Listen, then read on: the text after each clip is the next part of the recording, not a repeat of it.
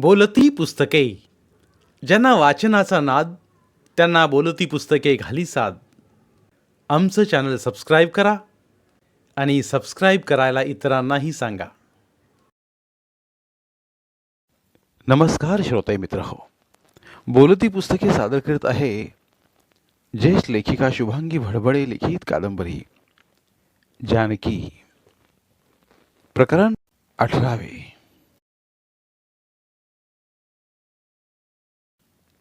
कुमार आला. वाटलं सगळं स्थिर झालं. महेश नव्हतेच. ते आल्यावर त्यांना कळलं की कुमार गेलाय निघून. वाटलं जानकी गोंधळली असेल, रडली असेल, पण प्रत्यक्षात जीवनाशी तिने समझोता केल्याचं जाणवत होतं. खूप वर्षाने आलो होतो आपण. छोट्याला पाहून आश्चर्य वाटत होतं. ह्या काळाचा इतिहास विचारावा असं महेशला वाटत होतं, पण ते काहीच बोलले नाहीत. त्याने जानकीला विचारलं, जानकी, कुमार कुठे आहे? माहीत नाही. मला कळवलं का नाही? भाऊजी, तुम्ही कधी पत्ता देऊन जाता का? जाऊ द्या. निदान वेदवती आता मोठी झाली आहे. तिची आता काळजी घ्यायला हवी. लग्नसुद्धा करायला हवं. तुम्ही गाव गाव हिंडता, एखादा मुलगा बघा ना वेदवतीसाठी. जानकी, ह्या घराशी माझं नातं नव्हतंच. जबाबदारी नव्हती. कुळ पैसा देत होती. मंदिराचं केवढं तरी उत्पन्न. सारं माई पाहत आली. वेदवतीचा विचार माझ्या मनात आला नाही. वाटलं वेदवतीसाठी ती समर्थ आहे. आणि आज महेश खुर्चीवर बसले. त्यांना आठवत होता त्यावेळचा प्रसंग. महेश धावत शाळेतून आला होता. संस्कृतमध्ये त्याला सर्वाधिक मार्क मिळाले होते. माईला शिक्षणात रस नव्हताच. प्रथम सरस्वतीला दाखवून तो माईच्या खोलीकडे धावला. माई खोलीत नव्हत्या. जिन्यावरून पळत तो खाली आला. दादाजी दिसत नव्हते. तो खोल्यामागून खोल्या धावत होता. एका खोलीचं दार बंद होतं. माईचा दबलेला आवाज ऐकू येत होता. माई, तुला सांगू, देवाचा साक्षात्कार असा तसा होत नाही. तू अशी जवळ ये. खरं सांगतो, आनंदाचा साक्षात्कार तुला घडवतो. पण स्वामी, वेडे, कसली शंका घेतेस? दोन व्यक्तींचं सुंदर मिलन म्हणजे परमेश्वर प्राप्तीचा आनंदच. ये ये अशी जवळ. आणि महेशनं पाहिलं. नको ते पाहिलं. त्याला प्रचंड धक्का बसला. चीड आली. पण भीतीने थरथरत कसाबसा तो सरस्वतीजवळ आला. सरस्वती, आई आणि आनंद स्वामी. महेश बाबा, तुम्ही महेश बाबा, ते विसरून जायचं. भीतीने थरथरणाऱ्या महेशला पोटाशी घट्ट धरत ती बोलत होती. आणि कुठे काही बोलायचं नाही. माझी शपथ आहे तुम्हाला. लहान आहात तुम्ही, तुम्हाला कळणार नाही ते. सरस्वतीला महेश काय सांगणार ह्याची पूर्ण कल्पना आली होती. बाल विधवा असलेली सरस्वती त्या घरातल्या वातावरणाशी, मुलांशी एकरूप झाली होती. महेश केव्हा तरी भीत भीत बाहेर आला तेव्हा माई हसतच जिना चढून येताना दिसली. महेशला तिची अत्यंत चीड आली होती. नंतर सुद्धा माईविषयीची चीड वाढतच गेली. अशी कधीची गोष्ट महेश मॅट्रिकला होता. नवीन कोमल अशा प्रणय भावनांची नुकतीच कुठे ओळख व्हायला लागली होती. देशभक्ताच्या कविता किंवा धडे वाचताना रक्त उसळत होतं. वर्गातल्या मुलींशी बोलावंसं वाटत होतं. त्याच दिवसातली ही गोष्ट आहे. खूप पाऊस पडून वर्ग गळायला लागला म्हणून भिजत महेश घरी आला. कुमारही अगोदरच आलेला दिसत होता. वाड्याबाहेरच सायकल टाकून तो पळाला होता. म्हणजे तोही भिजला असणार. महेशच्या मनात आले. त्यांनी कुमारची सायकल आत आणली. आजकाल कुमार त्याला आवडत होता. महेश झपाझप पायऱ्या चढून वर गेला. दिवाणखान्याच्या उजव्या बाजूला खिडकीजवळ कुमार थरथरत उभा होता. अंगावर ओल्या कपड्याचं आणि त्याचं त्याला भान नव्हतं. खिडकीच्या बारीकशा फटीतून तो पाहत होता. महेशने त्याच्याजवळ जाऊन खिडकीतून डोकावून पाहिलं. माही आणि आनंदस्वामी, त्यांचा तो प्रणय. खरं तर खिडकीला फट अशी नव्हतीच, अगदी बारीक छिद्र होतं. महेशला मनापासून ते सारं पाहावंसं वाटत होतं. पण तेवढ्यात कुमार किंचाळला आणि धाडकन जमिनीवर पडला. माई धावत आली. त्याने काही पाहिलं असावं ही शंका येणं शक्यच नव्हतं, कारण खिडकीचे छिद्र इतके लहान होते की सहज दिसू शकत नव्हतं. काय झालं? घाईघाईने माईने विचारलं. थंडीमुळे झालं असेल, महेशने सावध उत्तर दिले. केव्हा आलात? आत्ताच. हाक मारणार तेवढ्यात असे झाले. आमच्या खोलीत तुम्ही असाल हे माहीत नव्हतं म्हणून इथे आलो. महेशचं स्पष्टीकरण.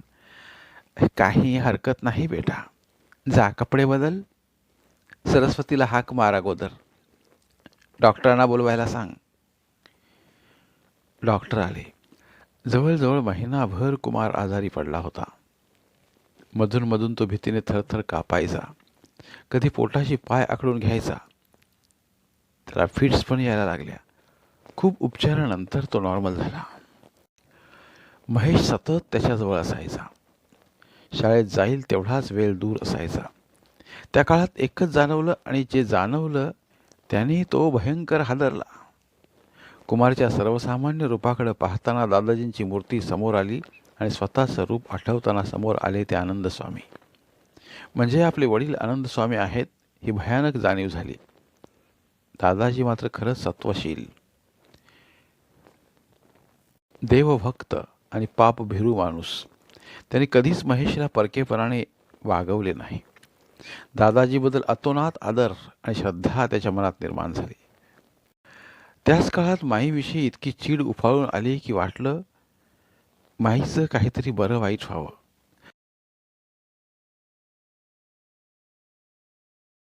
पण माईने असे का करावे या प्रश्नाचे उत्तर महेशला सापडले नाही. शेवट माईचं तोंड पाहू नये म्हणून घर सोडून तो बाहेर पडला. शरीराला मनाला विरक्ती हवी होती. खूप वर्षे काशीच्या परिसरात हिंडल्यावर वाचनाने मनाने बुद्धी प्रगल्भ झाली. तरीही आनंद स्वामींना मारावं हा खुनशी विचार जाईना. तशातच केव्हा तरी तो घरी आला तेव्हा लक्षात आलं, कुमार अबोल आणि कुढा झालाय. शिक्षणात त्याचं लक्ष नाही. महेश बेटा, आता तू जाऊ नकोस. दादाजी म्हणाले, लग्न कर, संसार कर, घरात आनंद येऊ दे. दादाजी, मला संसाराची इच्छा आज तरी नाही.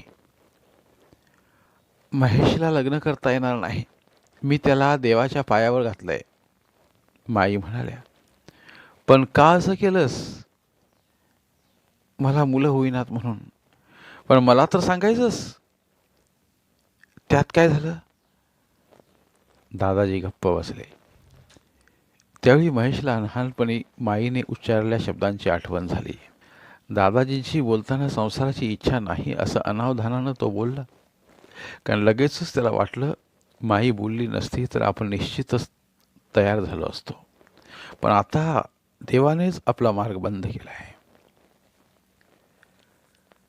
दादाजी, कुमारला नोकरी लावा. शिक्षणात त्याला रस नाही आणि त्याचे लग्न करा. आणि जानकी, तू आलीस.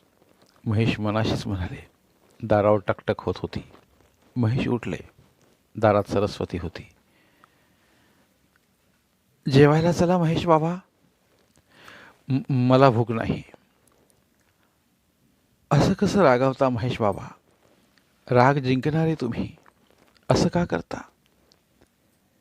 वयाच्या उताराकडे वाटचाल करणारी सरस्वती बोलत होती. खरं तर ती आता थकली होती, पण अजूनही सर्वांसाठी तिची धावपळ होती. कुठली कोण सरस्वती, पण सर्वांची आई झाली होती ती. खरंच मला भूक नाही. असं करू नका. मला माहीत आहे जानकी वहिनी रागावल्या ते बरोबरच आहे.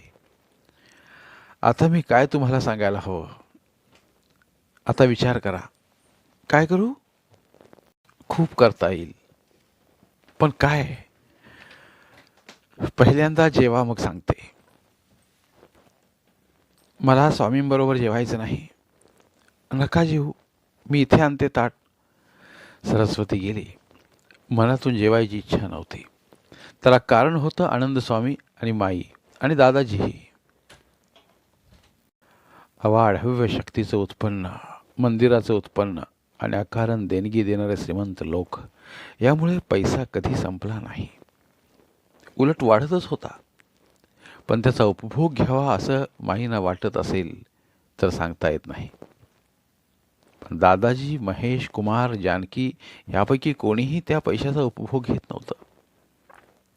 वेदवती तर आंधळीच. तिचे शृंगार हरवले लहानपणीच. ती मोठी कधी झाली हेही कळलं नाही. आणि आज महेशला सारा प्रसंग आठवत होता. पहाट हळूच क्षितिजावर येत होती.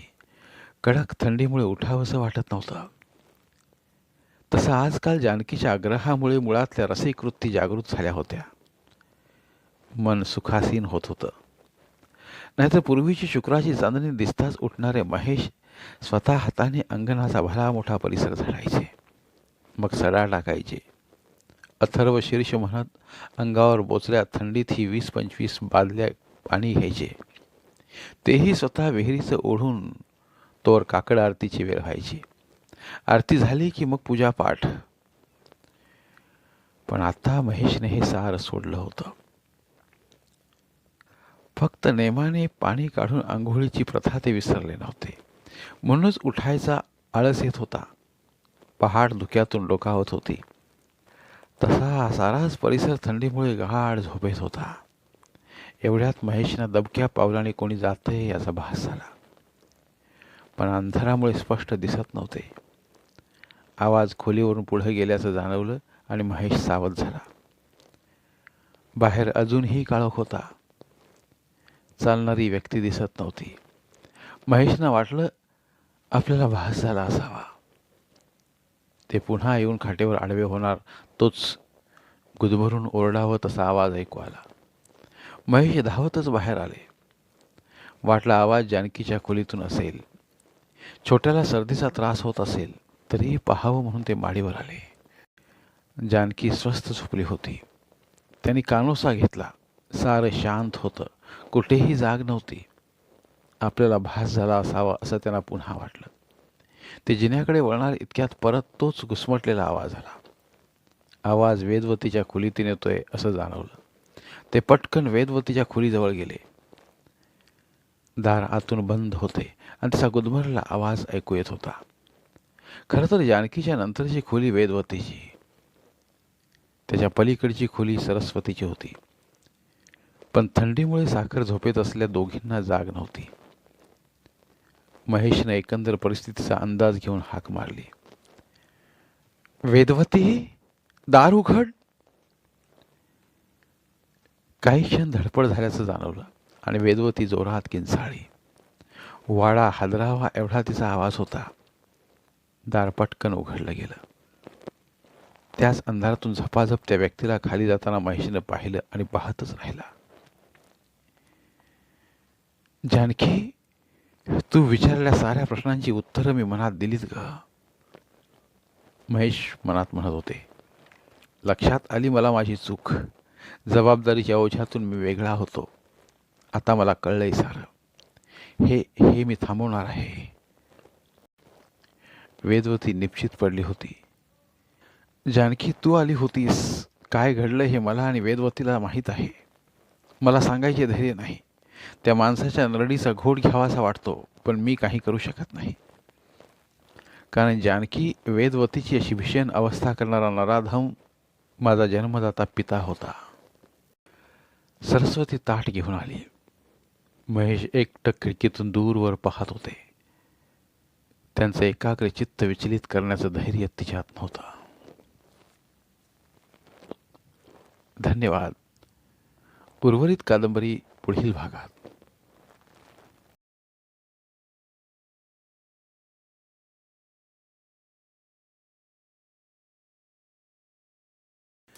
धन्यवाद.